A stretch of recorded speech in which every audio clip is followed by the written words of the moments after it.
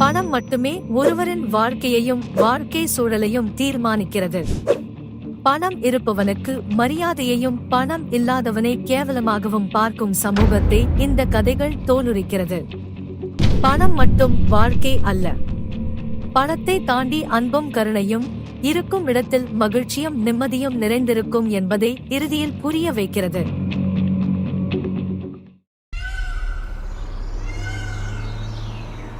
மூன்று ஆண்டுகளுக்கு முன்னர் ஊட்டி பஸ் ஸ்டாண்டிற்கு வந்து இறங்கிய சூர்யாவின் கையில் வெறும் 200 ரூபாய் பணம் மட்டுமே இருந்தது. அதோடு அவன் முகத்தில் பெரும் சோகமும் நிரம்பி இருந்தது. குறைந்த விலைக்கு சாப்பிட ஒரு ரோட்டு கடைக்கு சென்றான். அப்போது திடீரென அவனது அம்மாவின் ஞாபகம் வர கண்களில் இருந்து கண்ணீர் கசியத் தொடங்கியது. சூர்யா அவனது அம்மாவை இழந்து அன்றோடு 2 வாரங்கள் ஆயிருந்தன. சூர்யாவிற்கு எல்லாமே அவனது அம்மாதான். நீண்ட நாட்களாக உடல்நிலை சரியில்லாமல் மரணப்படுக்கையில் கிடந்த அவனது அம்மாவை காப்பாற்ற சில லட்சங்கள் தேவைப்பட்டன. இதில் பெரிய கொடுமை என்னவென்றால், சூர்யாவிற்கு அவனது சொந்த குடும்பத்தாரே உதவுவதற்கு முன்வரவில்லை. சரியான சிகிச்சையை உரிய நேரத்தில் அளிக்காததால் சூர்யாவின் அம்மா இந்த உலகை விட்டு மறைந்து விட்டார். சொந்தங்கள் மீதும் இந்த வாழ்க்கையின் மீதும் இருந்த நம்பிக்கை அவனது அம்மாவின் மரணம் முற்றிலும் இழக்கச் செய்திருந்தது. அந்த பார்ட்டிக்கு அனன்யாவை அஞ்சலிதான் வற்புறுத்தி அழைத்து வந்திருந்தார். ஒண்ணே ஒண்ணுதான். சரி, ஓகே, வேற கோக்காது குடிக்கிறியா? ஓகே, சரி, ஓகே.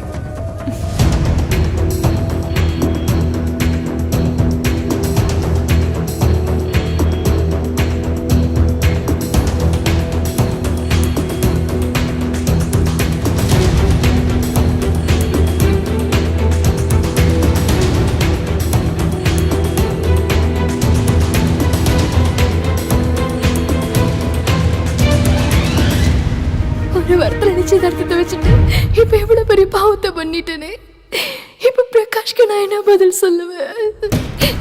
சிட்டியிலேயே ரொம்ப பெரிய பணக்கார, ரொம்ப அழகா இருக்கான். உன்கிட்ட அப்படி என்ன இருக்குன்னு உன்னை கல்யாணம் பண்ணிக்க ஒத்துக்கிட்டான் கல்கி.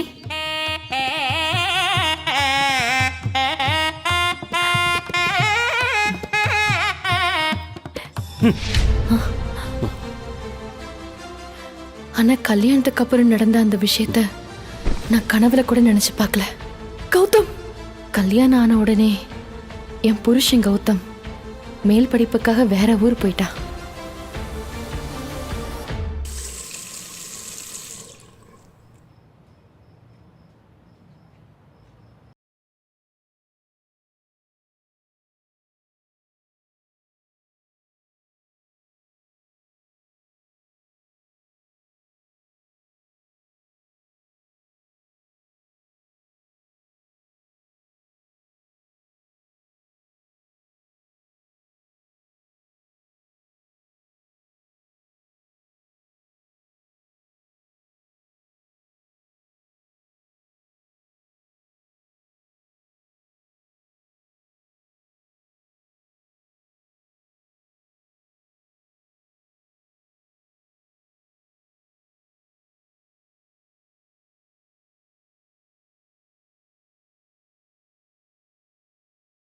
கட்டளையின் பேரில் ஹரிஷை திருமணம் செய்து கொண்டாள். அவன் ஒரு மிகப்பெரிய பிசினஸ் மேன் என்று கூறி அவளுக்கு திருமணம் செய்து வைத்தார். ஆனால் உண்மையில் அவன் ஒன்றுக்கும் ஆகாத பிச்சைக்காரன் என்று தெரிந்து மிகவும் ஏமாற்றம் அடைந்தாள். தனது தந்தையே தனக்கு இப்படி ஒரு துரோகத்தை செய்வார் என்று அவள் நினைத்தும் பார்த்ததில்லை. அதனால் தனக்கு திருமணம் நடந்ததை வீட்டை தவிர யாருக்கும் தெரியக்கூடாது என்று நிபந்தனை விதித்திருந்தாள். ஹரிஷ் சந்தனா வீட்டில் ஒரு குடும்ப உறுப்பினராகவே வாழ்ந்து வந்தான். ஆனால் அவை எல்லாம் பேருக்காகத்தான். அந்த வீட்டில் ஒருவர் கூட ஹரிஷை மதிப்பதில்லை. சில சமயங்களில் சமையல் அறையிலும், சில சமயங்களில் நாயிருக்கும் அறையிலும் படுத்துக் கொள்வான். அவனுக்கு அவைதான் மாளிகை. தம்பி, யார் நீங்க? வந்து ரொம்ப நேரம் ஆகுது. வேற எதுவும் சாப்பிட்றீங்களா? கடை எடுத்து வைக்க போறேன். சாரி, நான் ஏதோ ஒரு நினைப்புல என்று கூறிவிட்டு தனது கையை கழுவச் சென்றான் சூர்யா. அவனது சோர்ந்த முகத்தையும் அழுக்கான சட்டையையும் பார்த்து கடைக்காரர் இரக்கம் கொண்டார். தம்பி, ஊட்டியில நீங்க எங்க போனோம்? சொந்தக்காரங்க, தெரிஞ்சவங்க, ஃப்ரெண்ட்ஸ் யாராவது இருக்காங்களா? அப்படி யாரும் இல்லை. அப்புறம் எதுக்கு தம்பி இங்க வந்தீங்க? அது ஏதோ ஒரு யோசனையில் அப்படியே பஸ் ஏறி வந்துட்டேன். எங்கே போகிறது என்ன பண்ணுறதுனே தெரியல. எனக்குன்னு இருந்த ஒரே ஒரு சொந்தம் என் அம்மா மட்டும்தான். அவங்களும் கொஞ்ச நாள் முன்னாடி இறந்து போயிட்டாங்க. என்ன பண்ணுறதுன்னு தெரியல. அப்படியே இங்கே ஏதாச்சும் ஒரு வேலையை பார்த்துட்டு இருந்துருவேன். என்னப்பா சொல்ற? யாரும் இல்லைங்கிற, எங்க போறதுன்னு தெரியலங்கிற. உன்னை பார்த்தாலே ரொம்ப கஷ்டமாலப்பா இருக்கு. நீ இங்கே இரு, அண்ணன் மதியம் சாப்பாடு ரெடி பண்றேன், இருந்து சாப்பிட்டு போ. இந்தாங்க. அட அதெல்லாம் ஒண்ணு வேணா, உள்ள வைப்பா. உங்களுக்கு எதுக்கு தேவையில்லாம? தம்பி சாப்பிட்டு தான் போறேன். அண்ணா, என்னால் முடிஞ்ச உதவி நான் ஏதாவது பண்ணுறேண்ணா. சொன்னா கேட்க மாட்டேன். சரி வா. சூர்யா எதிர்பாராமல் ரோட்டை கவனிக்கிறான்.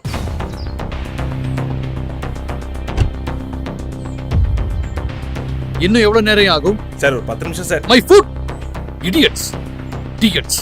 இன்னும் எவ்வளவு நேரம் இப்படியே நான் நடு ரோட்ல நிக்கிறது? சீக்கிரமா வேற காரை வர சொல்லு மேன், அப்புறம் இதை சரி பண்ணலாம். ரவிக்குமார் பேசிக்கொண்டே நடு ரோட்டை கிராஸ் செய்து கொண்டிருக்கும் பொழுது அவர் எதிரே ஒரு வண்டி பிரேக் பிடிக்காமல் வந்து கொண்டிருந்தது.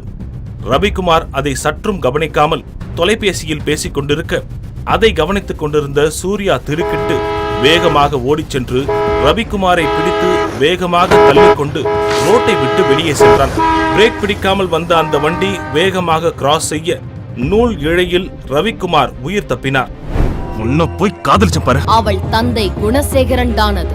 அனன்யா குடித்துவிட்டு யாரோ ஒருவனுடன் தங்கியிருக்கிறாள் என்று அவர்களை அழைத்து வந்து காட்டியதே அஞ்சலிதான். ஒரு பொண்ணுக்கு பொண்ணு எதிரின்னு பழமொழி இருக்கு. ஆனா நல்லா போய்கிட்டு இருந்த என்னோட காதல் வாழ்க்கைக்கு யமனா என்னோட தங்கச்சிய வருவான்னு கனவுல கூட எதிர்பார்க்கல.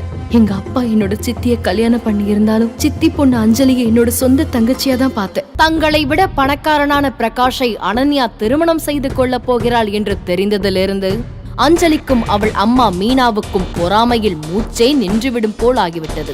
அந்த திருமணத்தை நடக்க விடாமல் செய்ய அம்மாவும் மகளும் சேர்ந்து நடத்திய நாடகம் மிக சிறப்பாக அரங்கேறியது அவர்களுக்கே ஆச்சரியம்தான். அதை விடுங்க, இந்த டிசைன் எப்படி இருக்கு மாப்ள? நல்லா இருக்கு.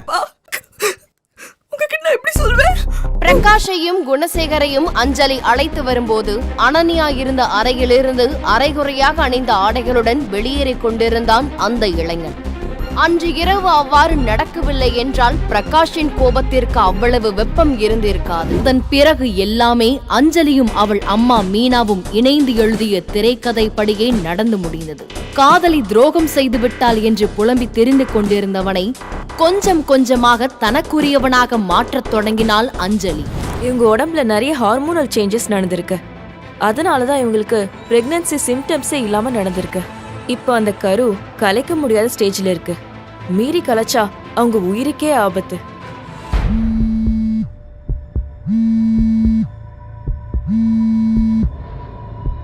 ராஜசேகர், எனக்கு கல்கியோட பிரெக்னன்சி பத்தி தெரியும். நீங்க அதை பத்தி எல்லாம் கவலைப்பட வேண்டாம். அந்த குழந்தைய கௌதமோட வாரிசாக்க வேண்டியது என் பொறுப்பு. எந்த சூழ்நிலையிலையும் 2 பேரும் பிரிஞ்சிடாம நான் பாத்துக்கிறேன். அவ குழந்தைய பெத்துக்கிற வரைக்கும் அவ வீட்டை விட்டு வெளியே போகாம பாத்துக்கோங்க. மத்த எல்லா விஷயத்தையும் நான் பாத்துக்கிறேன். ஓகே. ப்ளே. எல்லா கேமராவும் பார்த்தாச்சு. 6 மாசமா யாரும் உள்ளேயும் வரல, கல்கி அம்மா வெளியவும் போகல. நான் எப்பவும் என் கர்ப்பத்தை பத்தியே நினைச்சு என்னை சுத்தி நடக்கிற எல்லாத்தையும் மறந்துட்டேன். அதுக்கப்புறம் நான் யாரையும் பார்க்கல, மத்தவங்களும் என்னை பார்க்க வரல. வயத்துல இருக்கிற என் குழந்தை கூடவே பேசிட்டு இருந்தேன்.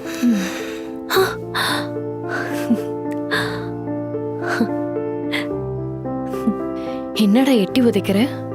சீக்கிரம் வெளியே வந்து அம்மாவை பார்க்கணுமா? பிச்சைக்கார நாய்க்கு பணக்கார வீட்டுல இடம் கேக்குதா? என்ன சந்தனா, எப்ப பார்த்தாலும் என்ன திட்டிகிட்டே இருக்க? நான் உன்னை எவ்வளவு லவ் பண்றேன் தெரியுமா? ஓ, லவ் பண்றியா? Okay okay. அப்படின்னா ஒன்று பண்ணு. நியூ இயர் வருதுல்ல, எனக்கு ஒரு கிஃப்ட் வாங்கி கொடு. பிச்சை காசு 1000-2000 ரூபாய்க்கு இல்ல, லட்சக்கணக்குல. என்ன உன்னால முடியுமா? ஆனா சந்தனா, என்கிட்ட அவ்வளோ காசு எங்க இருக்கு? அது மட்டும் இல்லாம அவ்வளோ காசெல்லாம் நான் என் கண்ணால கூட பார்த்தது கிடையாது. இதெல்லாம் இப்ப யோசிச்சு என்ன பிரயோஜனம்? கல்யாணத்துக்கு முன்னாடி யோசிச்சிருக்கணும். கட்டின பொண்டாட்டிக்கு ஒரு கிஃப்ட் கூட வாங்கி தர முடியல. நீ எல்லாம் ஒரு ஆம்பளை.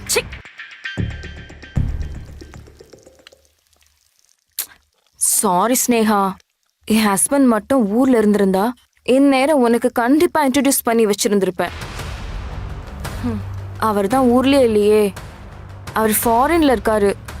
என்ன பண்றது? வேலை வேலை வேலைன்னு அவரை போட்டு வாட்டி எடுக்கிறாங்க தெரியுமா என்று சந்தனா தன்னை பற்றி அவளது தோழியிடம் கிண்டல் அடிப்பதை கேட்டுக்கொண்டே அதை பொருட்படுத்தாமல் சமைத்துக் கொண்டிருந்தான் ஹரிஷ். என்னோட ஹஸ்பண்ட் நியூ இயர் கிஃப்டா எனக்கு 8 லட்சம் ரூபாய்க்கு டைமண்ட் நெக்லஸ் வாங்கி தந்திருக்காரு. வாட்? வாவ் டி, எனக்கு உடனே போட்டோ எடுத்து அனுப்பு, நான் பார்க்கணும். கண்டிப்பா அனுப்புறேன். ஆமா, உன் ஹஸ்பண்ட் உனக்கு என்ன கிஃப்ட் கொடுத்தாரு? ஸ்னேகா கேட்ட இந்த கேள்வி சந்தனாவை ஹரிஷின் மேல் கோபப்பட வைத்தது. என் உயிரை காப்பாத்துனதுக்கு ரொம்ப நன்றி. சார் பரவாயில்ல சார், நன்றியெல்லாம் வேணாம் சார். இல்ல தம்பி, நீங்க நினைச்சிருந்தா இதோ மத்தவங்கள மாதிரி தள்ளி நின்னு சும்மா வேடிக்கை பார்த்திருக்கலாம். ஆனா நீங்க அப்படி செய்யலையே. ரொம்ப தைரியமா துணிஞ்சு முன்ன வந்து என் உயிரை காப்பாத்திருக்கீங்க. இது சாதாரணம் கிடையாது, பெரிய விஷயம் தம்பி. நீங்க யாரு? இங்க ஊட்டியில தான் இருக்கீங்களா? நான் வந்து ஐயா, பையன் வெளியூர்னு சொன்னா சொந்த பந்தம்லாம் யாரும் இல்லை, பொழப்ப தேடி வந்திருக்கான். காலையிலேருந்து நம்ம கடையில் தான் உட்காந்துருக்கான். பார்க்கவே பாவமாக இருந்துச்சு, அதான் இருந்து சாப்பிட்டு போன்னு உட்கார வச்சிருக்கேன். நல்ல வேளை நீங்கள் வந்துட்டீங்க. தம்பி, சொல்லணும்னு தோணுது, தப்பா நினைச்சுக்காதீங்க. நீங்க பேசாம என் கூடயே வந்துருங்களேன். உங்களுக்கு ஒரு நல்ல வேலையை நான் ஏற்பாடு பண்ணி தரேன். இல்லை சார் பரவாயில்ல. இன்னைக்கு தான் உங்களை முதல் தடவையா பார்க்கறேன். ஆனாலும் என்னமோ தெரியல, மனசுக்குள்ள ஏதோ ரொம்ப தெரிஞ்ச உறவு மாதிரி ஒரு உணர்வு. நீங்க என் உயிரை காப்பாத்திருக்கீங்கன்றதுக்காக இதை நான் சொல்லல, என் மனசார சத்தியமா சொல்றேன்.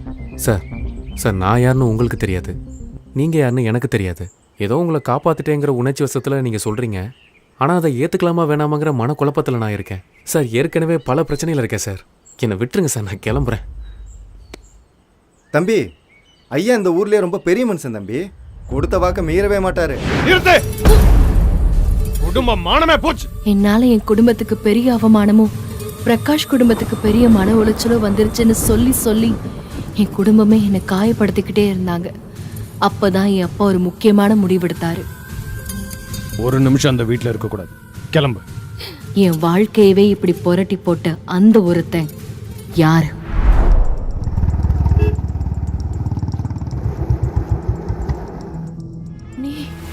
நீயா? ஹையர் ஸ்டடீஸ்லாம் முடிச்சுட்டு 5 மாசத்துக்கு அப்புறம் வரதா தானே அப்பா சொன்னாரு. உனக்கு வெக்கமா இல்ல? திருட போலீஸ விசாரிக்கிற மாதிரி நீ என்ன கேக்குறியா?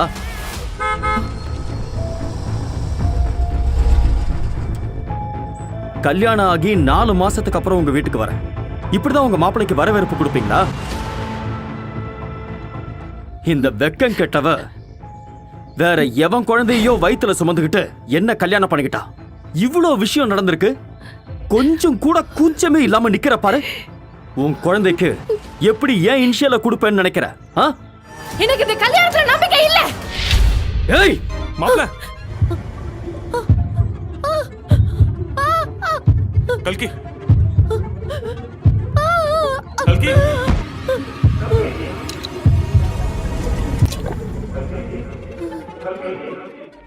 என்ன அசோக், ஒரே ஹாப்பியா இருக்க? என்ன விஷயம்? ஜாக்பாட் ஏதாவது வின் பண்ணிட்டியா? உன்னை விட எனக்கு வேற என்ன வேணும்? நீ தான் எனக்கு ஜாக்பாட்.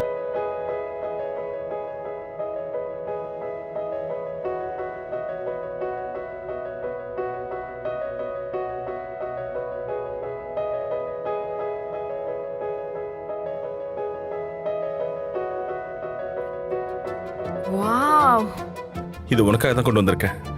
இது பாலிவுட் செலிபிரிட்டிஸ் மட்டும் யூஸ் பண்ற பேக். உனக்காக யூஎஸ்ல இருந்து வாங்கியிருக்கேன்.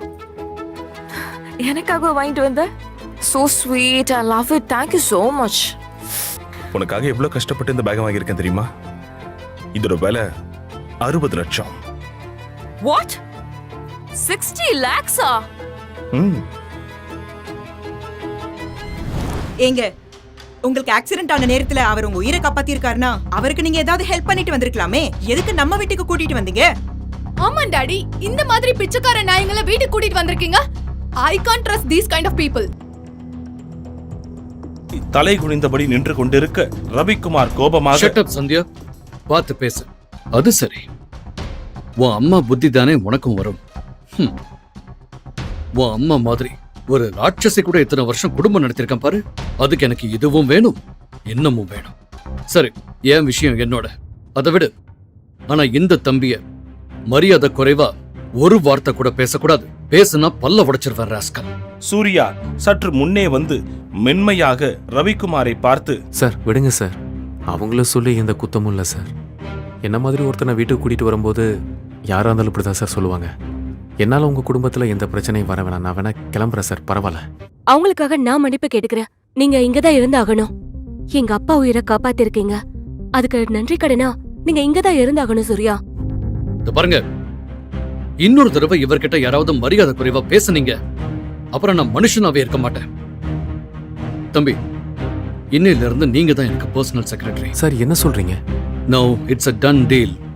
All right, பிரீத்தி, இவர் இங்கேயே தங்க எல்லா ஏற்பாடும் பண்ணிடு.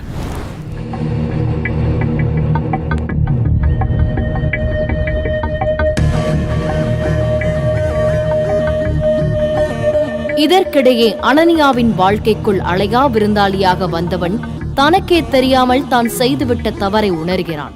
ஒரு வருஷத்துக்கு முன்னாடி நான் பண்ண தப்பு இன்னும் என்ன தூங்க விடாம துரத்திட்டு இருக்கு. குடி போதையில ஒரு பொண்ணுகிட்ட அப்படி நடந்துக்கிட்டதை நினைச்சு, ஆனா அவ எங்க இருப்பா?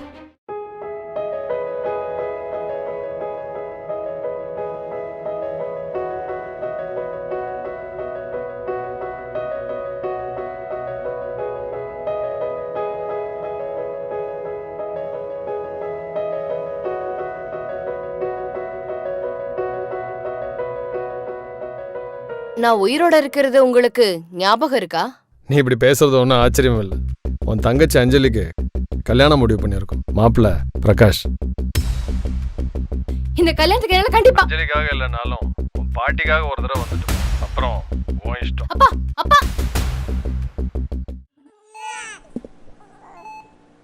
கல்கி, உங்களுக்கு ட்வின்ஸ் பிறந்திருக்கு. ஒரு ஆண் குழந்தை, ஒரு பெண் குழந்தை.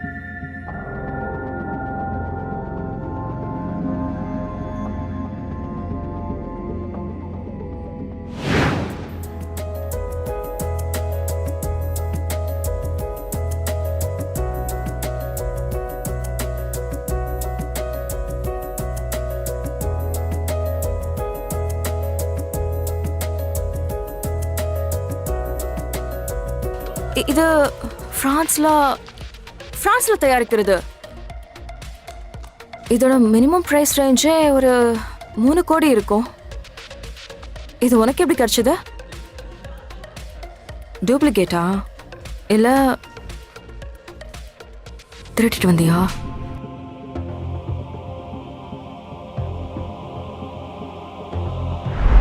மேடம், நீங்க ராஜேஸ்வரன் சார் குடும்பத்தை சேர்ந்தவங்களா? You mean the great businessman Mr. Rajeswaran? Yes. அவர் இது வரைக்கும் யாரும் பார்த்தது கூட இல்ல. ஆல்சோ அவர்கிட்ட அப்பாயின்மெண்ட் வாங்கணும்னாலே மினிமம் 6 months வெயிட் பண்ணணும். நானாச்சு அவரை பார்க்கறதாச்சு. ஆமா, என்கிட்ட எதுக்கு இதெல்லாம் கேக்குறீங்க? இல்ல மேடம், உங்க கையில கட்டிருக்கீங்களே இந்த வாட்ச், இது ஒரு ஸ்பெஷல் எடிஷன். இந்த வாட்ச்ல இருக்கிற டைமண்ட் டிசைன் இது எல்லாமே ஒரிஜினல்ல மட்டும்தான் இருக்கும். அது மட்டும் இல்லாம இந்த வாட்ச் நேத்து தான் ரிலீஸ் ஆயிருக்கு. இந்தியாலே பாத்தீங்கன்னா 2 வாட்ச் தான் சேல் ஆயிருக்கு. அதுவும் ராஜேஸ்வரன் சார் குடும்பத்தை சேர்ந்தவங்க தான் வாங்கியிருக்காங்க. அதான் கேட்டேன் மேடம். சூர்யா ரவிக்குமாரிடம் வேலைக்கு சேர்ந்து 6 மாதங்கள் ஆகியிருந்தது. சூர்யா கொடுத்த ஆலோசனைகளின்படி ரவிக்குமார் எடுத்த முடிவுகள் பெரும் வெற்றி அடைந்திருந்தன. சூர்யாவின் மீது ரவிக்குமார் வைத்திருந்த நம்பிக்கை பெரிதும் அதிகரித்திருந்தது. அதே சமயம் சூர்யாவின் வலது கையில் இருந்த அந்த மச்சம் குறித்து ரவிக்குமார் அவ்வப்போது ஆழ்ந்து யோசித்து வந்தார். ஆனால் அவருக்கு சரியான விடை கிடைக்கவில்லை. இந்த இடைப்பட்ட காலங்களில் பிரீத்திக்கு மாப்பிள்ளை தேடுவதில் ரவிக்குமாரின் கவனம் சூடு பிடித்திருந்தது. பெரிய பெரிய பிசினஸ்மேன்களின் வரன்கள் வந்தாலும் ரவிக்குமாருக்கு நம்பிக்கை ஏற்படும் வகையில் அவருக்கு எந்த வரனும் அமையவில்லை. என்னையா எல்லாருமா சேர்ந்து வீட்டுக்கே வந்திருக்கீங்க? ஏதாவது பிரச்சனையா? சார், இன்னைக்குள்ள இந்த டாக்குமெண்ட்ஸ் பாஸ் ஆகலனா நம்ம ப்ராஜெக்ட் கையை விட்டே போயிடும். கொடுங்க. யோ, இது சம்பந்தப்பட்ட லீகலிட்டிஸ்லாம் வெரிஃபை பண்ணவே 2 நாள் ஆகும் ஐயா. இது எவ்வளவு முக்கியமான ப்ராஜெக்ட்னு உங்களுக்கு எல்லாம் தெரியுமா தெரியாதா? எல்லாத்தையும் கடைசி நிமிஷத்துல தான் கொண்டு வருவீங்களா? சார், இந்த ப்ராஜெக்ட் நம்ம கையை விட்டு போகாது. நான் டாக்குமெண்ட்ஸ் எல்லாமே ஆல்ரெடி வெரிஃபை பண்ணிட்டேன். நீங்க ஒரு டைம் படிச்சு பார்த்துட்டு சைன் மட்டும் போட்டா போதும் சார். இப்படி ரவிக்குமாருக்கு குடும்பத்தின் மீது இருந்த சில பொறுப்புகளும் சூர்யாவின் அசாத்திய திறமைகள் மீது இருந்த வியப்பும் அவரை பல வகையில் யோசிக்க செய்து கொண்டிருந்தது.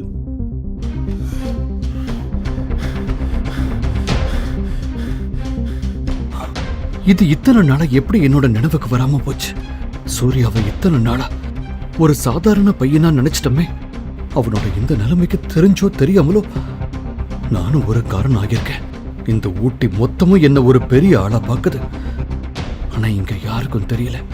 என்ன விட இன்னும் என்ன மாதிரி இருக்கிற 100கணக்கான கோடீஸ்வரங்க சேர்ந்து நின்னா கூட சூர்யாவுக்கு ஈடாக முடியாது. இப்ப கூட சூர்யா நினைச்சா இந்த ஒட்டுமொத்த தமிழ்நாட்டோட பிசினஸ் சாம்ராஜ்யத்தையும் புரட்டி போட முடியும். ஆனா அவ்வளவு பெரிய அந்தஸ்தையும் செல்வாக்கையும் விட்டுட்டு அவன் ஏன் இப்படி ஒரு நிலைமையில இருக்கான்? ஐயோ கடவுளே, நான் பண்ண தப்புக்கு நானே ஒரு பிராயச்சித்தம் செய்யணும். செஞ்சே ஆகணும்.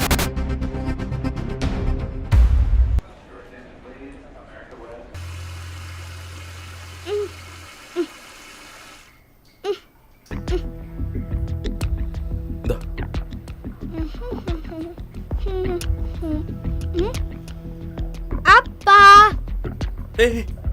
நான்சென்ஸ். நான் உன் அப்பா கிடையாது. இல்ல, நீங்க தான் என் அப்பா. ஐயோ சொன்னா கேளு, நான் உன் அப்பா கிடையாது. அப்பா, ஏன் அப்பா இவ்வளவு நாளா என்னையும் எங்க அம்மாவையும் பார்க்க வரல? ஏய் விட்றா, சொன்னா கேளு, நான் உன் அப்பா கிடையாது. Sir sir sir sir sorry sir. சின்ன பையன் ஏதோ தெரியாம பண்ணிட்டான். Sorry sir, extremely sorry. மித்துக்குட்டி, வாட் இஸ் திஸ்?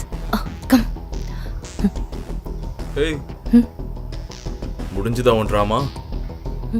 இந்த மாதிரி இமேஜ் ஸ்பாயில் பண்றதுக்கு உனக்கு எவ்வளவு காசு கொடுக்குறாங்க? இந்த மாதிரி ஆம்பளைங்க ரெஸ்ட் ரூம்க்குள்ள வர்றதா உன் வேலையா? What the gents toilet use பண்ணா பெரிய ஆம்பளையா? ஆம்பளைன்னா என்னன்னு தெரியுமா? ஒரு குழந்தை கிட்டே லேடிஸ் கிட்டேயும் எப்படி பேசணும்னு உங்க வீட்டுல சொல்லி தரல? முதல்ல உன் பையனுக்கு அப்பா யாருன்னு சொல்லி கொடு. இல்ல உனக்கே உன் பையனோட அப்பா யாருன்னு தெரியாதா? ஹே, கரெக்ட் தான். என் பையனோட அப்பா யாருன்னு எனக்கு தெரியாது. ஆனா என் பையனோட அப்பா நீங்க, சாரி, நீ அவனோட அப்பா இல்லைன்னு மட்டும் அவன்கிட்ட சொல்லிடுறேன். பாமிது.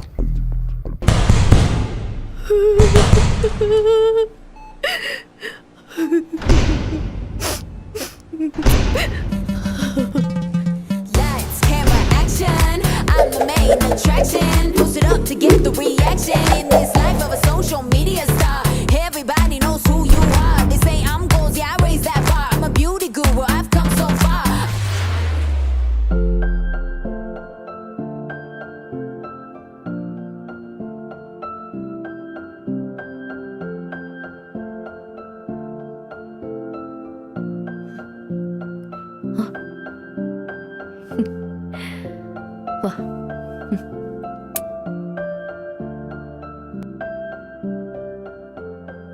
தேங்க்ஸ். இங்க பாரு மயூரி, எவ்வளவு நாளைக்கு நடந்தது நினைச்சு கவலைப்பட்டுட்டு இருப்ப நீ? எல்லாத்துக்கும் அழுறதுக்கு நீ என்ன பழைய கல்கியா? அமெரிக்கால நீ one of the top most neuro surgeon doctor Mayuri. அது மட்டும் இல்லாம உன்னை நம்பி நிறைய பேஷண்ட்ஸ் இருக்காங்க. உனக்காகவும் உன் குழந்தைக்காகவும் நீ பாஸ்ட் கடந்து வந்துதான் ஆகணும் மயூரி. நீங்க சொல்றது எல்லாமே சரிதான் அத்தை. ஆனா என்கிட்ட எல்லாமே இருக்கு. என்னோட அந்த குழந்தைய தவிர அதை என்கிட்ட இருந்து பிரிச்சவங்க அந்த குழந்தைய என்ன பண்ணாங்கன்னு நினைக்கிறப்பதான் எனக்கு ரொம்ப பதட்டமா இருக்குது. அதெல்லாம் கூட விடுங்கத. இத்தனை வருஷம் ஆச்சுல, என் வீட்ல இருந்து ஒரு போன் ஆச்சு பண்ணிருப்பாங்களா? என்னாச்சுன்னு விசாரிக்கவாது செஞ்சிருக்காங்களா அத்தை? இல்லையே.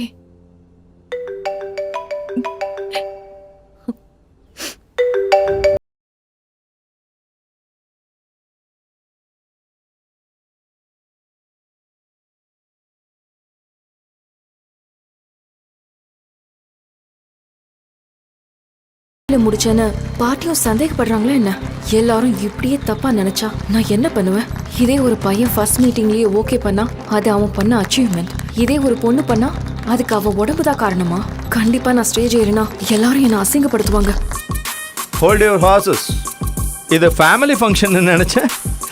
பாராட்டு விழாவா எப்போ மாறுச்சுன்னு தெரியலையே. என்ன உளர்ற விக்ரம்? சந்தனா பண்ணது எவ்வளவு பெரிய விஷயம். இதுக்கு தானே இவ்வளவு நாம எல்லாரும் தவம் கிடந்தோம். ஆமாமா, நீங்க சொல்றதெல்லாம் சரிதான்.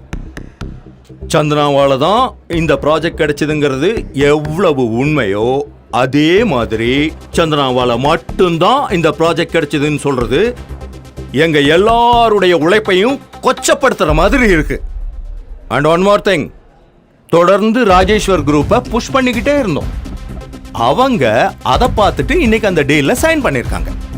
அஃப்கோர்ஸ் சந்தனாவுடைய உழைப்பும் இதுல இருக்கு. ஆனா அதை தவிர்த்து இதுல வேற எதுவும் ஸ்பெஷலா இல்ல. சந்தனா இந்த டீலை ஓகே பண்றதுக்காக அவங்க ஏதாவது ஸ்பெஷல் டிமாண்ட் வச்சாங்க? ப்ராஜெக்டை சைன் பண்றது ரொம்ப ஈஸி, ஆனா அதை பெஸ்டா முடிச்சு கொடுக்கறது தான் ரொம்ப கஷ்டம். நான் இந்த மாதிரி நிறைய ப்ராஜெக்ட்ஸை நல்லபடியா முடிச்சிருக்கேன். சந்தனாவை நம்பி எப்படிமா நீங்க இந்த ப்ராஜெக்டை எடுத்து? யாருன்னே தெரியாத இந்த பிச்சைக்காரனுக்கு வேலை கொடுத்ததே இங்க யாருக்குமே பிடிக்கல. ஏதோ உங்க உயிரை காப்பாத்தி இருக்கான்றதுக்காக எதுவும் சொல்லாம இருந்தோம். இப்போ என்னடானா நம்ம பொண்ணு அவனுக்கு கல்யாணம் பண்ணி கொடுக்கறேன்னு சொல்றீங்க? புத்தி கெட்டு போச்சா உங்களுக்கு? ஆமா டாடி, இவ யாரு? இவனுக்கு என்ன சொத்து இருக்கு? நம்ம கிட்ட salary வாங்குற நான் இவனுக்கு போய் பிரீத்திய கல்யாணம் பண்ணி கொடுக்க போறேன்னு சொல்றீங்க? I'm very much disappointed with you. இங்க பாருங்க, ஊருக்குள்ள நமக்குன்னு ஒரு அந்தஸ்து இருக்கு. ஒரே நாள்ல எல்லாத்தையும் குட்டிச்சவராக்கிடாதீங்க. எப்ப பார்த்தாலும் பணம் பணம் பணம். 1000 கோடி ரூபாயை கொட்டி கொடுத்தாலும் சூர்யா மாதிரி ஒரு பையன் நம்ம பிரீத்திக்கு கிடைக்க மாட்டான். சோ நான் முடிவு பண்ணிட்டேன், இந்த வீட்டுக்கு மாப்பிள்ளை சூர்யா தான். இன்னும் சொல்ல போனா என்னோட அடுத்த வாரிசு.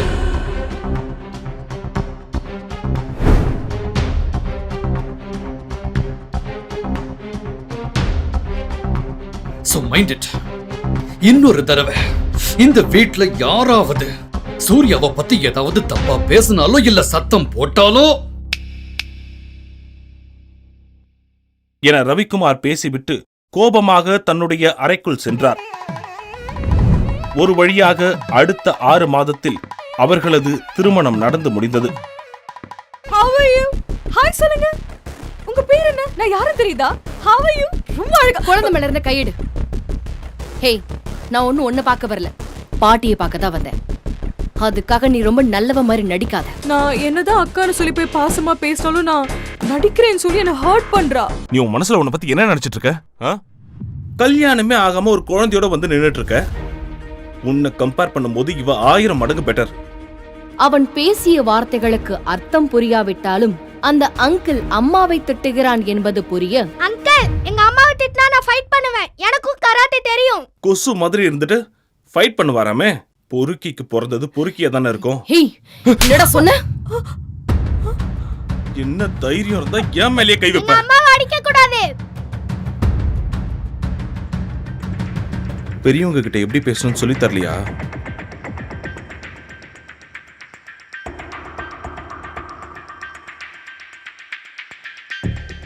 என் மகனுக்கு மேனஸ் நீ சொல்லி தரியா?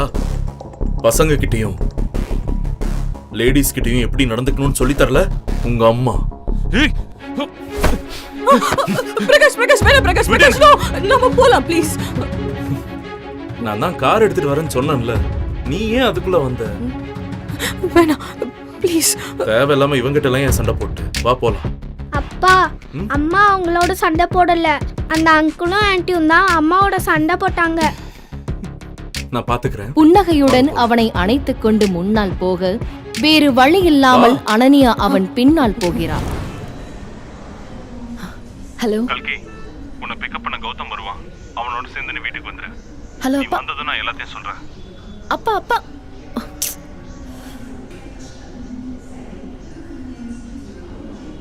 பா, சென்னையிலேயே இவ்வளோ அழகான ஒரு பொண்ணா? Excuse me. யாரை என் வாழ்க்கையில இருந்தே மறக்கணும்னு நினைக்கிறேனோ அவன் என் முன்னாடி வந்து நிக்கிறான். இவனை திரும்ப பார்க்குற வாய்ப்பு கிடைச்சா செருப்பால அடிக்கணும்னு நினைச்சிட்டு இருந்தேன். ஆனா இப்போ என் மக ரக்ஷிதா முன்னாடி எந்த டிராமாவும் போட வேண்டாம்னு நினைக்கிறேன். நீங்க சென்னைக்கு தடவையா வரீங்கன்னு நினைக்கிறேன். இதுக்கு முன்னால நான் உங்களை பார்த்ததே இல்லையே. நிஜமாவே இவனுக்கு என்ன அடையாளம் தெரியலையா? நீங்க என் கூட வரீங்களா? நான் ட்ராப் பண்றேன். Taxi taxi. டாக்ஸி எல்லாம் எதுக்கு? என் கார்ல உங்களை நானே ட்ராப் பண்றேன். ஆமா, இவங்க யாரு? உங்க தங்கச்சியா? ஏய், சென்னையில் உங்களுக்கு என்ன வேணும்னாலும் என்ன ஞாபகம் வச்சுக்கோங்க. கௌதம் அண்ட் கோன்னு சொன்னா போதும், என் வீட்டுக்கு முன்னாடியே ட்ராப் பண்ணிடுவாங்க. பை த பை, உங்க பேர் என்ன? டிரைவர், வண்டி எடுங்க. ஏய் ப்ளீஸ். நியாயமா பார்த்தா இத்தனை வருஷமா இந்த ப்ராஜெக்ட்டுக்கு கஷ்டப்பட்டது விக்ரம் தான். சோ இன்னையில இருந்து இந்த ப்ராஜெக்டோட முழு பொறுப்பை நான் விக்ரம் கிட்ட ஒப்படைக்கிறேன். இன்னைக்கு நான் ரொம்ப சந்தோஷமா இருக்கேன். உங்களுக்கு பிடிச்சதை வாங்கி சாப்பிடுங்க, உங்களுக்கு பிடிச்ச ட்ரிங்கை கேட்டு குடிங்க. The entire party's bill is on me. தெரியுதா? Enjoy. Waiter, sir. இங்க இருக்கிற எல்லா டேபிளுக்கும் ஒரு கிராண்ட் க்ரூ ஷாம்பைன் எல்லாருக்கும் கொடுங்க. Okay sir. ஆனா அந்த கடைசி டேபிள்ல உட்கார்ந்துட்டு இருக்கான் பாரு ஒரு பிச்சைக்காரன், அந்த நாய் டேபிளுக்கு மட்டும் எதுவும் போக கூடாது. புரிஞ்சுதா? அவன்லாம் பார்ட்டிக்கு வரவே தகுதி இல்லாதவன். சார், ஒரு விஷயம், அந்த ஒரு பாட்டில் 20 லட்ச ரூபா வரும். எல்லா டேபிளுக்கும் கொடுக்கறோம்னா கோடிக்கணக்கில் ஆகுமே, பரவாயில்லையா சார்? யோ, நீ பேசிட்டு இருக்கிறது ஏஜே கம்பெனியுடைய புது சிஇஓ. Okay sir. ஓகே, சொன்னதை செய். கோ கோ மேன். ஏய், போய் 2 பாட்டில் கொண்டு வா போ. சந்தனா பேச்சை தட்ட முடியாத சர்வர் மீண்டும் அவளுக்கு பரிமாறினான். அதை அவளிடமிருந்து ஹரிஷ் பிடுங்க முயல சந்தனா கோபமடைந்தாள். சொன்ன கேளு. ஏய் போதும். இல்ல, நான் சந்தோஷமா இருந்தா உனக்கு பிடிக்காதா? அதெல்லாம் இல்ல. என்னடா வேணும் உனக்கு? எவனையும் விட மாட்டேன். இந்த பிச்சைக்கார நாயை யார் இங்க சாப்பிட உட்கார வச்சது? இவெல்லாம் மொத ஆளா சாப்பிடலன்னு யார் அழுதா? Throw this beggar out of here. ஹே சந்தியா, வாய மூடு. அறிவு இருக்கா உனக்கு? இப்படி ஈவ இருக்கமே இல்லாம சாப்பிடுறவங்களை எழுந்திருக்க சொல்ற மனுஷியா நீ எல்லாம்? கேவலம் ஒண்ணுக்கு உதவாத இந்த பிச்சைக்காரனை கல்யாணம் பண்ணிட்டு பெருசா சீன்லாம் போடாத. நான் இந்த ஃபங்க்ஷனுக்கு ஊட்டில இருந்து மினிஸ்டர் கூப்பிட்டிருக்கேன். அவர் வரும்போது உங்களை மாதிரி பிச்சைக்கார நாயங்களை பார்த்தா அவர் என்ன நினைப்பாரு? என்ன அதானே, ஏதோ அப்பா சொன்னாருன்னு போனா போட்டுன்னு உங்க 2 பேத்தையும் உள்ள விட்டோம். அதுக்கு உங்க லோக்கல் புத்தியை காட்டிட்டீங்கல்ல. வேணும்னா சாப்பாட்டு பார்சல் கட்டி தர, வெளியில எடுத்துட்டு போய் சாப்பிடுங்க. சூர்யா, இதுக்கு மேலே நீங்க அவமானப்படுறதை என்னால பார்க்க முடியாது. எந்திரிங்க ப்ளீஸ். பிரீத்தி கோபத்தில் அந்த இடத்தை விட்டு நகர்ந்து சென்றாள். உடனே சூர்யாவும் அமைதியாக பிரீத்தியின் பின்னால் சென்றான். என்னையா சொல்ற? 500 கோடிக்கு வாரிசான அந்த பிரீத்திய எப்படியா அந்த பிச்சைக்கார நாய்க்கு போய் கல்யாணம் பண்ணி கொடுத்தா? அதான பெரிய மர்மமா இருக்கு. Vivek, minister is here. அனைவரும் வரவேற்றனர். அனன்யாவையும் அவ பெத்த அந்த குட்டி பிசாசியும் அவளோட அந்த பணக்கார புருஷன் வந்து ஏர்போர்ட்ல இருந்து கூட்டு போயிட்டான். அது அவனோட காஸ்ட்லி கார்ல, தெரியுமா? என்ன உளறற? ஆமா, அந்த குட்டி பிசாசு அந்த பணக்காரனை அப்பன் தான் கூப்பிட்டான். அப்பன் தானே கூப்பிட்டான். அப்பாவா? உட்காருங்க சுதாகர், உட்காருங்க. கையடுங்க சார். உங்க பெரிய பொண்ணு லண்டன்ல இருந்து வருவா, அவளை எனக்கு கட்டி வைக்கிறேன் அப்படி சொல்லிதானே என்ன கூப்பிட்டீங்க. இப்ப என்னடானா, எவனோ ஒருத்தன் பணக்காரன்னு வந்தானா, அவனை இவ புருஷன்னாலாம், அந்த சின்ன பையன் அவனை அப்பான்னானா, எல்லாம் கிளம்பி போயிட்டாங்களாம். நீங்க ஒன்றும் கவலைப்படாதீங்க. என் பெரிய பொண்ணு அனன்யாவை உங்களுக்கு கல்யாணம் பண்ணி வைக்க வேண்டியது என்னோட பொறுப்பு. என் பேர் கல்கி. எங்க அம்மா இருந்தப்போ எனக்கு 7 வயசு. என் அம்மா இறந்த கொஞ்ச நாள்லயே என் அப்பா இன்னொரு கல்யாணம் பண்ணிக்கிட்டு சித்திய கூட்டிட்டு வந்தாரு. இது உன் வீடா இருக்கலாம், ஆனா என் பெர்மிஷன் இல்லாம என் ரூமுக்குள்ள வரக்கூடாது.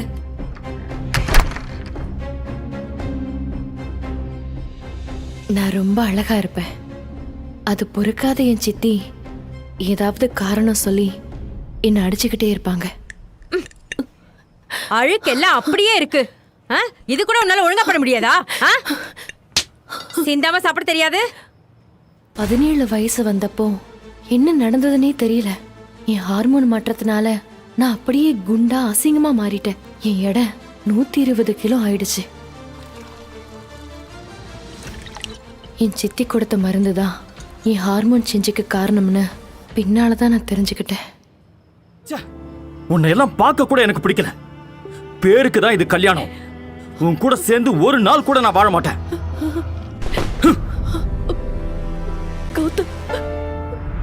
இதுல பில்லோட சேர்த்து உன் டிப்ஸ் எவ்வளவு வேணாலும் ஸ்வைப் பண்ணிக்கோ. ஆனா அந்த நாய் இருக்கான் பாரு, அவன் டேபிள் பில்லை மட்டும் அவன்கிட்டே கலெக்ட் பண்ணிக்கோ.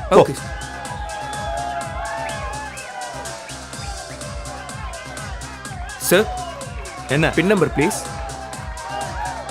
அதே நேரத்தில் விக்ரம் கொடுத்த கார்டை சர்வர் ஸ்வைப் செய்ய அந்த கார்டு வேலை செய்யவில்லை. படிக்காத தற்குறியா நீ? அது எப்படியா கார்டு டிக்ளைன் ஆகும்? என் கார்டில் 5 crores இருக்கு. You know that? சார், உங்க bill 7 crores plus taxes sir. What? 7 கோடியா? என்ன நடக்குதுங்க? ஏன் இவ்வளவு சத்தம்? உனக்கு தெரியாது இதால நம்ம ரெputation போகும்னு? சார் தான் சார் பில் பே பண்ணாம பிரச்சனை பண்ணிக்கிட்டு இருக்காரு. I'm Deepak. I own this hotel. What's the problem? Vikram தன்னுடைய ஹோட்டலை குறை சொல்ல ஆரம்பிக்க சந்தேகப்பட்ட தீபக் பில்லை வாங்கி படித்து பார்த்தான். பிறகு பிரச்சனை விக்ரமிடம்தான் என்று புரிந்து கொண்டு மைண்ட் யுவர் வேர்ட்ஸ். இந்த ஹோட்டல்ல மொத்தம் 4 floors இருக்கு. இந்த ஒரு ஃப்ளோர்ல மட்டும் தான் இவ்ளோ கம்மியான பட்ஜெட்ல பார்ட்டி நடக்குது. நீங்க கேட்ட இம்போர்ட்டட் வைன்ஸ் தான் நாங்க சர்வ் பண்ணிருக்கோம். அளவுக்கு மீறி நீங்க குடிச்சிட்டு எங்க கிட்ட சண்டைக்கு வரீங்களா? மரியாதையா பில்ல கட்டிட்டு போங்க. விக்ரம், சாரி தீபக், எனக்கு உங்களோட பேக்ரவுண்ட் தெரியும், ஆனா என் பையனுக்கு அது தெரியல. என் பையன் மேலதான் தப்பு இருக்கு, அதுக்காக நான் மன்னிப்பு கேட்கறேன். Sorry mister Deepak. நம்மள மாதிரி பெரிய ஆளுங்களுக்குள்ள இப்படி எல்லாம் சண்டை வரக்கூடாது. அந்த 7 கோடியை எப்படியாவது பே பண்ணிடுறேன். ஆனா ஒரு ரெக்வெஸ்ட், அந்த கடைசி டேபிள்ல இருக்கான் பாருங்க, நாயை விட கேவலமான ஒருத்தன், அவன் பில்ல மட்டும் அவங்கிட்டே கலெக்ட் பண்ணுங்க. நீங்க தான் சீஃப் கெஸ்ட். இவன் கைய பிடிச்சு பேசிட்டு இருக்கீங்க. he is just a servant. வாய் மூடுங்க. நீங்க யார்கிட்ட பேசிட்டு இருக்கீங்க தெரியுமா? அவரால தான் இன்னைக்கு நான் இந்த நிலைமையில இருக்கேன். என்கிட்ட எவ்வளவு மரியாதையா நடந்துக்கிறீங்களோ அதை விட 100 மடங்கு அதிக மரியாதையா சூரிய சாருக்கு நீங்க எல்லாரும் கொடுக்கணும். புரிஞ்சுதா? நான் மட்டும் இல்ல, என்னை மாதிரி எத்தனையோ அரசியல்வாதிகளையும் பிசினஸ் மேன்களையும் சூர்யா சார் உருவாக்கி இருக்காரு. இன்னைக்கு இவ்வளவு நடந்ததுக்கு அப்புறமும் அவர் அமைதியா இருக்காருன்னா நிச்சயமா இதுக்கு முன்னாடி ஏதோ ஒரு காரணம் இருக்கும். புரிஞ்சுதா? என்னையா நடக்குது இங்க? அதான் சார் எனக்கு ஒன்றும் புரியல.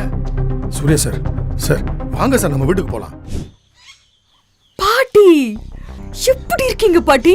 ஆசீர்வாதம் பண்ணுங்க பாட்டி. ஏர்போர்ட்டில் நடந்ததையே மறந்து விட்டவர்களாக அனன்யாவிடம் வந்து தேனொழுக பேச அவர்களிடம் பேசவே அருவருப்பாக இருந்தது அவளுக்கு.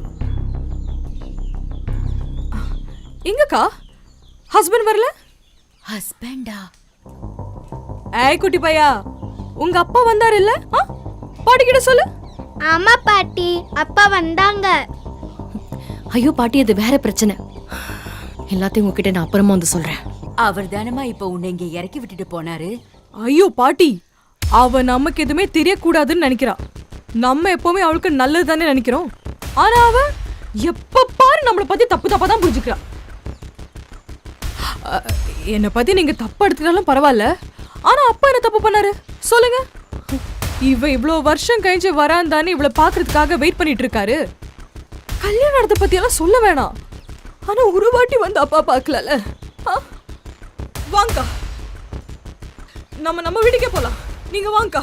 ரொம்ப நாள் பார்க்காததுனால எங்க அப்பாவுக்கு பாசம் அதிகமாக இருக்கலாம். கண்டிப்பா இது வரைக்கும் இருந்த பிரச்சனைகள் எல்லாம் சரியாகும்னு நம்பி நான் இவங்களோட போறேன். இனி என்ன மாதிரி விஷயங்கள் காத்துக்கிட்டு இருக்கும்னு எனக்கு தெரியாது. உனக்கு நல்ல வாழ்க்கை அமையக்கூடாதுன்னு தாண்டி இவ்வளோ பெரிய திட்டத்தை போட்ட. அதையும் மீறி நீ சந்தோஷமா இருந்துடுவியா? அப்பாவோட திட்டத்தை முன்னாடி நின்று நடத்த போறதே நான் தான். நம்ம முன்னாடியே அஞ்சலி இப்படி போய் பேசுறா. அனன்யா குடும்பமே அவளுக்கு ஏதோ ஒரு பெரிய துரோகத்தை பண்ணிருக்காங்க.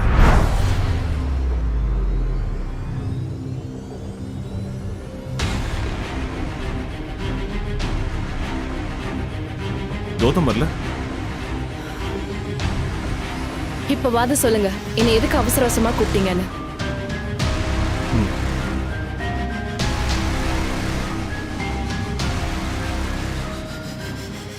நீயும் கௌதமும்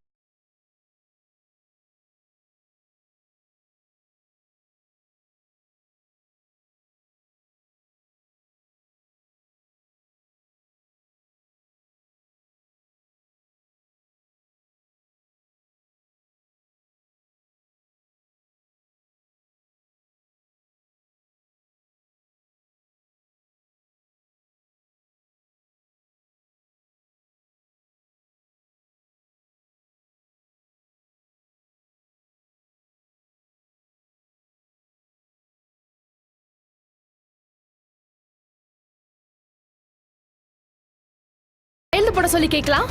கௌதம் அப்பதான் இப்படி ஒரு கண்டிஷன்ஸ் எல்லாம் வைக்கிறாருன்னா நீங்க எப்படி எதுக்கு ஒத்துக்கலாம்?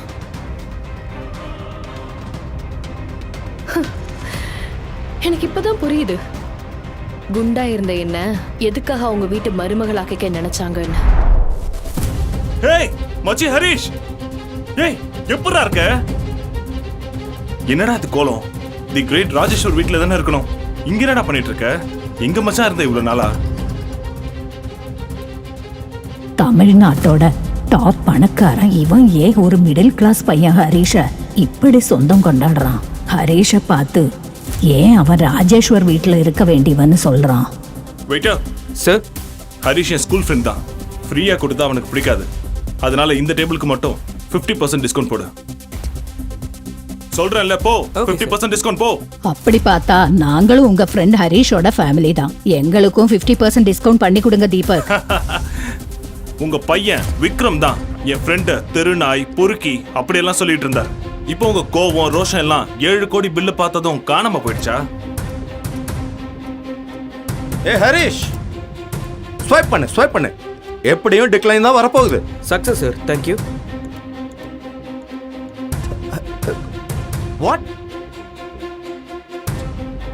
ஏண்டா நீயும் பணக்கார ஃப்ரெண்டும் எங்களை அவமானப்படுத்தணும்னு இந்த மாதிரி பண்றீங்களாடா? தூக்குடா அவங்கள. ஏய் ஓ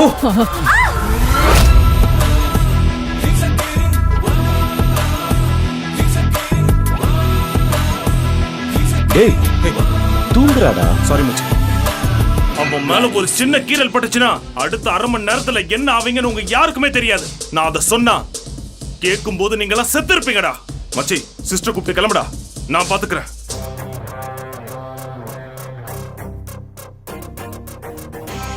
தீபக் சொன்னதை கேட்ட ஹரிஷ் அந்த இடத்தை விட்டு சந்தனாவுடன் நடக்க ஆரம்பித்தான். அத்தனை பேரும் மிரண்டு போய் அவனையே பார்த்து கொண்டிருந்தனர்.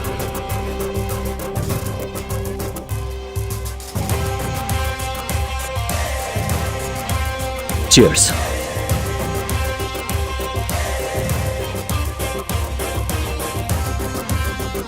இவனுக்கு இன்னொரு முகம் இருக்கு. கோடிக்கணக்கில் கிஃப்ட் தரான், திடீர்னு வேற ஒரு முகத்தை காட்டுறான். இவனை பார்த்து தாஜ் ஹோட்டல் ஓனரே மிரண்டு போறாரு. இவன் நிஜமா யாரு?